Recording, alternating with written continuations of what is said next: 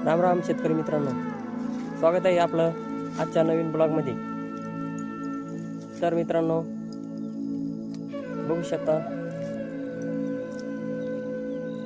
शेतामधील काम उरकून घरी चाललो होतो मित्रांनो।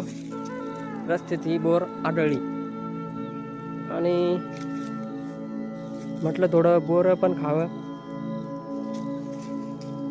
प्रभू श्री रामचंद्राच्या काळापासून ही अस्तित्वात असलेली बोरीची झाड। तर ह्या झाडाबद्दल तुम्हाला काय वाटतं मित्रांनो? सत्ययुगापासून ही अस्तित्वात आहे पृथ्वी तलावरती। याचे हे आश्चर्य वाटते मित्रांनो आम्हाला। आता ह्यो कलियुग चालू आहे, कलियुगामध्ये पण याचे अस्तित्व टिकून आहे।